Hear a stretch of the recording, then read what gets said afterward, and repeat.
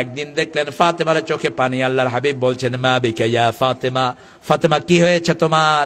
ফাতেমা তো জোহরা রাদিয়াল্লাহু আনহা বললেন, আলী আমার উপর রাগ করেছেন।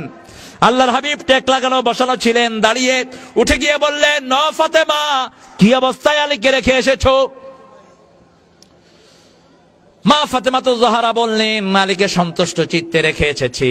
তারপরেও তিনটা কথা ফাতেমাকে বললেন মুহাম্মদ সাল্লাল্লাহু, বললেন, ও ফাতেমা, আলীকে অসন্তুষ্ট রেখে যদি তুমি মারা যেতা, আমি তোমার বাপ হইয়া তোমার জানাজা পড়াতাম না। ও ফাতেমা শুনো, তুমি যদি মহিয়সী নারী হও মরিয়মের মতো, শরীর কোনো কারণে যদি তোমার স্বামী তোমার উপর রাগ করে, তোমার কোনো ইবাদত আল্লাহর দরবারে কবুল হবে না। ও ফাতেমা, সব সময় তোমার স্বামীকে সন্তুষ্ট রেখো। সুবহানাল্লাহ বলেন। আবার ফাতেমাও কিভাবে সন্তুষ্ট রাখতেন দেখেন। আল্লাহর হাবিব দেখতে গিয়েছেন মা ফাতেমাতুজ জোহরাকে, দিনেও যেতেন রাতেও যেতেন। এত বেশি ভালোবাসতেন ফাতেমাকে, জীবনে কোনোদিন বিশ্বনবীর ঘর থেকে আলাদা করেন নাই। ফাতেমাকে পাশেই বাড়ি বানিয়ে দিয়েছেন। সেই ফাতেমাকে দেখতে গিয়ে দেখেন জোহরের নামাজের পরে তিনি বসে বসে নামাজ পড়ছেন।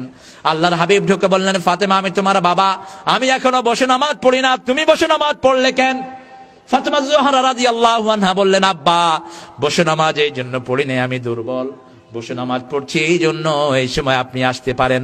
আর যে কাপড়টা আমি পরিধানে রেখেছি, এই কাপড়টার ভিতরে কয়েক জায়গায় ছিদ্রি আছে, এসে যদি দেখেন ছিদ্রিওয়ালা কাপড় পরে আমি নামাজ পড়ছি, আলীর উপর আপনার মন খারাপ হয়ে যাবে। আলীকে হেফাজত রাখার জন্য আমি বসে বসে নামাজ পড়ছি। স্বামীকে কি মর্যাদা দিয়েছেন। এজন্য আমাদের মেয়েদেরকে যদি ফাতেমার জীবনী, খাদিজাতুল কুবরার জীবনী পড়া হতো, আমাদের প্রত্যেকটা মেয়ে নেককারিনী হয়ে যেত। ঠিক কিনা বলেন?